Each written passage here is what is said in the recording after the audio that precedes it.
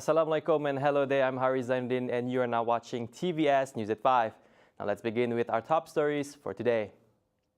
It is undeniable that food security and sustainability has been the key concern for the global food industry in recent years, yet many milestones have yet to be achieved. As such, the Taste of Borneo Conference 2022, themed Innovate, Elevate and Celebrate, aims to be the catalyst for change by bringing together industry players from the culinary world to convene and deliberate on culinary arts and science. According to Deputy Minister for Creative Industry and Performing Arts, Dato' Snowdan Lawan, with the tourism industry as one of the state's key sectors, this conference will act as a platform to increase the number of tourists into the state. This conference will expose the delegates to some of the key trends in the industry today, inspiring innovation and embedding and elevated offering both for our domestic market in this important creative industry and for our visitors as they return. Adding to that, he said that business events, food and festivals are all central to Sarawak's unique offering in line with the government's post-COVID-19 development strategy 2030. This wide engagement and Taste Borneo Conference, this one stands for Engage, EAT, Engage and Taste Borneo Conference is so important. Not only will it bring in the visitors to enjoy and experience our hospitality, but it will also be a catalyst for our gastronomy sector in the future. As a homegrown event supported by the Ministry of Tourism, Industry and Performing Arts, it will fully reflect the needs of our own people while reaching out across the best international example to provide a learning and growth platform for. On a side note, UNESCO Creative Cities Network has designated Kuching as the creative gastronomy city, making it the first city in Malaysia to be listed on their network. Meanwhile, Chef Abang Abdul Rahman Abang Omar, chair of the conference and president of KCA, hopes that through this conference, it will be able to elevate Sarawak's food to the eyes of the world.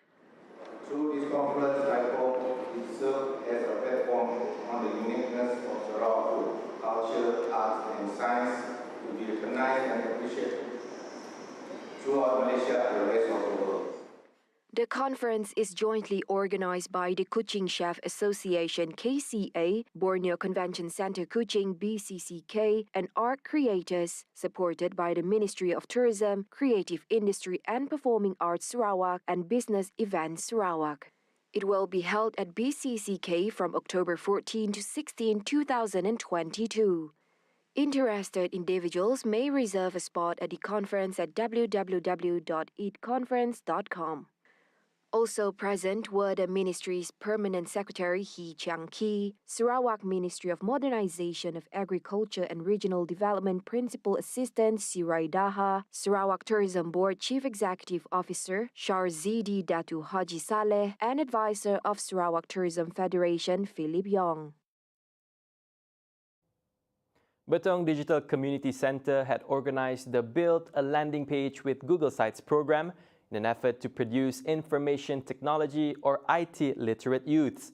The one-day program, among others, aims to produce IT literate entrepreneurs, especially in the Betong area, who are skillful in developing their own websites. Semoga peserta-peserta hari tu dapat manfaat apa yang kami orang ajar hari tu, khususnya dalam buat dalam mula website lah, sebab sangat-sangat mudah. Okey, sangat-sangat mudah untuk kita mula website, untuk kita gunakan sebagai mempromosikanlah apa yang kita mahu promosikan, contoh orang pemilik bisnes ke apa. As such, the participants had agreed that the program provides them with an opportunity to excel in life. Kami berasa amat bertuah sekali, iaitu banyak manfaat dan juga kelebihan yang kami dapat, iaitu mempelajari dalam membuat website serta melakukan perkara yang kami tidak pernah lakukan seperti membuat satu website untuk kami, buat satu platform bagi kami share apa yang kami dapat, apa yang kami ada. Contohnya macam kami nak share tentang pengetahuan dalam menggunakan gadget-gadget. Sebelum ni memang tak pernah guna website secara percuma. Kebanyakannya banyak yang berbayar. Dan dia amat bergunalah untuk student pada apa-apa program akan datang. Kita boleh apply dalam kita orang punya pelajaran. Saya dapat belajar benda baru iaitu buat Google Slide secara sendiri. Lepas tu percuma lagi. So mungkin saya rasa in future ia akan menolong saya buat benda-benda yang berkaitan lagi. Now, the Congress of Unions of Employees in the Public Service, or CUEPACS, has urged the government to implement 3 crucial measures in the effort to assist civil servants affected by the increase in the price of goods. Among the measures proposed were implementing a 1,800 ringgit minimum wage, 2 annual salary increments, and a new and more effective remuneration system. Kami tetap berterima kasih apabila kerajaan juga telah membuat beberapa langkah utama. Tetapi langkah-langkah ini tidak mampu untuk kami hadapi dengan kedudukan kewangan dan gaji kami pada ketika ini. Justru itu desakan kami yang telah kami lakukan telah hampir 2 tahun, yakni untuk kerajaan memutuskan dengan segera kedudukan dan kehendak kami di bawah gaji minimum penjawat awam hendaklah berada di aras ataupun minimum RM1,800. He told reporters after attending the Civil Servants Assembly in Kota Kinabalu, Sabah on Friday, June 10th. Adding further, he said the minimum wage would facilitate the government in achieving the household income target of 10,000 ringgit a month, which was one of the government's targets in the 12th Malaysia Plan to make Malaysia a high-income nation by 2025. As such, he stated that this is crucial as the government, along with the private sector, is the catalyst for the country's development.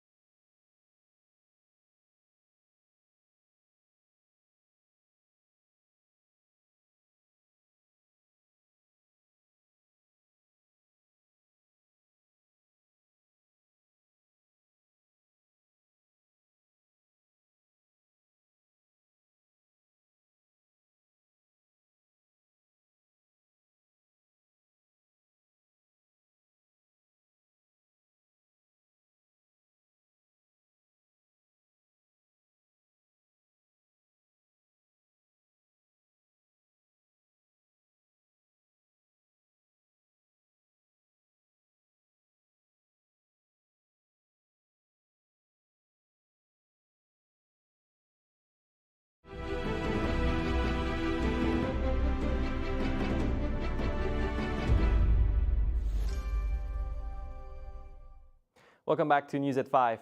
Now on to some global updates. Tomorrow will mark a new dawn for Russia's fast food lovers as former McDonald's restaurant will reopen under new branding and ownership, more than 3 decades after the arrival of the hugely popular Western fast food chain. The relaunch will begin on Russia Day, a patriotic holiday celebrating the country's independence. At the same time, flagship location in Moscow's Pushkin Square, where McDonald's first opened in Russia in January 1990. In the early 1990s, As the Soviet Union crumbled, McDonald's came to embody a thawing of Cold War tensions and was a vehicle for millions of Russians to sample American food and culture. The brand's exit is now a powerful symbol of how Russia and the West are once again turning their backs on each other. McDonald's iconic golden arches have been taken down at sites in Moscow and St. Petersburg, where they will make way for a new logo comprising 2 fries and a hamburger patty against a green background. The reopening will initially cover 15 locations in Moscow and the surrounding region.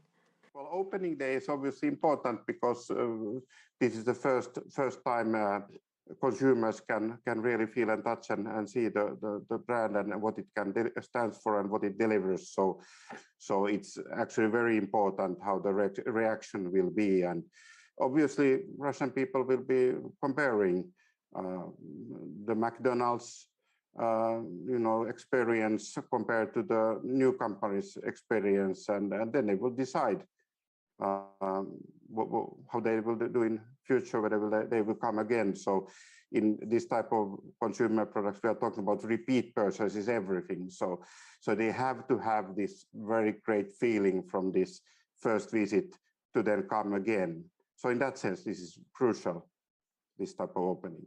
McDonald's, the world's largest burger chain, had owned 84% of its nearly 850 restaurants across Russia, and it took a charge of up to $1.4 billion. But it will not happen this year. It will take some time. But that is in that sense good that they are having these options later to enter. Obviously, we don't know what will happen to the stall or these restaurant locations and what I've read in news that they might be filled already with these new restaurants. So we don't know whether the same locations are available. But those are obviously very important for restaurant business locations. So that affects obviously this kind of new entry. But it's good that they have that option. Obviously, it's a big market. They had there over, was it 850 stores? So in that sense, when it will be possible, I think some of the companies, including McDonald's, will re-enter the market. But it will take some time, not this year, maybe not next year, when all the sanctions have been removed. It may be. McDonald's last year generated about 9% or $2 billion of its revenue from Russia and Ukraine. Meanwhile, McDonald's would stay open as usual at airports and train stations in Moscow and St. Petersburg until 2023. Now wrapping up news at 5, Russia and China on Friday, June 10th, unveiled the first road bridge between the two countries as Moscow pivots to Asia amidst its confrontation with the West over Ukraine. The first road bridge between Russia and China was officially opened on Friday, June 10. The kilometer-long bridge connects the Russian city of Blagovizhinsk with the Chinese city of Heihe. Yuri Tratnev, one of Russia's deputy prime ministers and presidential envoy to the country's Far East region, stressed that the bridge has a symbolic meaning of strengthening the friendship between Russia and China. В сегодняшнем разобщенном мире мост Благовещенск-Heihe между Россией и Китаем имеет особое символическое значение. Он станет еще одной нитью дружбы, которая связывает народы России и Китая. Строительство моста началось в 2016 году. Тысячи людей принимали участие в строительстве. Работа велась круглосуточно, как с китайской, так и с российской стороны. During the opening ceremony, Russian and Chinese trucks crossed the bridge to a fanfare of colored smoke bombs. Officials from both countries participated in the ceremony via video link. And that is all for TVS News at 5. Once again, I'm Hari Zainuddin. It's been a pleasure.